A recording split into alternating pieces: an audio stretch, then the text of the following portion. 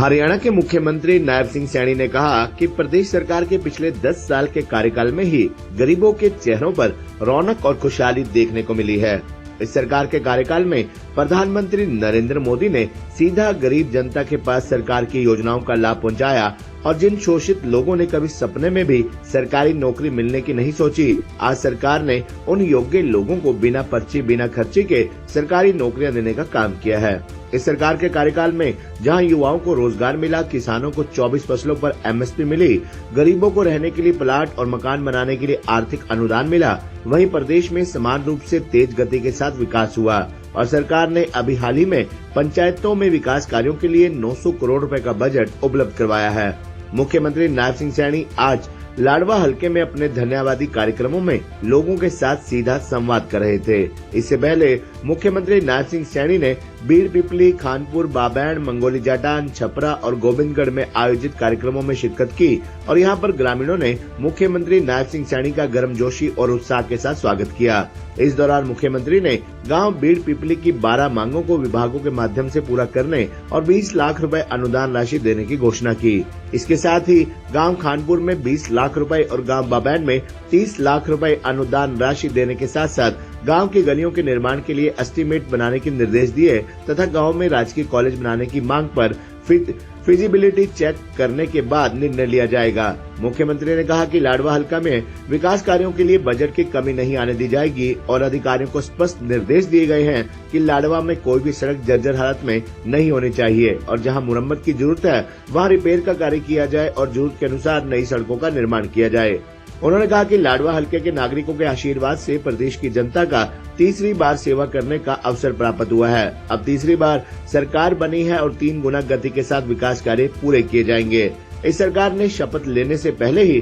25,000 युवाओं को बिना पर्ची बिना खर्ची के सरकारी नौकरियां दी और निर्णय से हजारों गरीब परिवारों में खुशियां देखने को मिली। इसके साथ ही योग्य प्रार्थियों को उज्ज्वला योजना के तहत 500 रुपए में गैस सिलेंडर उपलब्ध करवाने का काम किया गया और डायलिसिस की निःशुल्क सुविधा देने के साथ साथ 70 साल से ज्यादा आयु वर्ग के हर व्यक्ति को आयुष्मान योजना के तहत 5 लाख रुपए तक प्रतिवर्ष इलाज कराने की सुविधा भी दी गई। उन्होंने कहा कि प्रदेश सरकार अब शीघ्र ही गरीब लोगों को प्रथम चरण में 100 गज के 1 लाख प्लाट उपलब्ध करवाएगी और इन प्लाटों पर मकान बनाने के लिए प्रधानमंत्री आवास योजना के तहत वित्तीय सहायता भी देगी। इस प्रदेश में हर व्यक्ति को रहने के लिए आशियाना मिलेगा। इसी के साथ साथ शहरी क्षेत्र में 14 शहरों में 30-30 गज के 15,230 प्लाट उपलब्ध करवाए जा चुके हैं।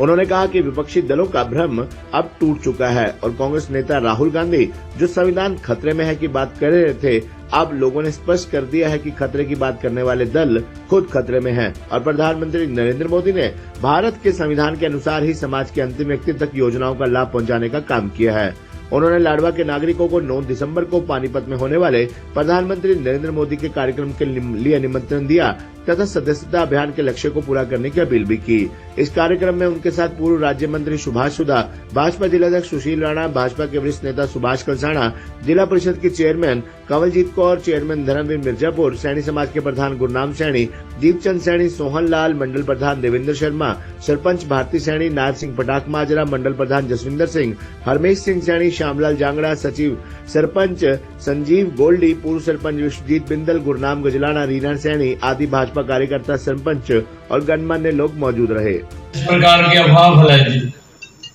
कहा वोट देगा क्या करेंगे, कहा इसने कहा मैंने कहा भाई मैं पूरे प्रदेश में जा रहा,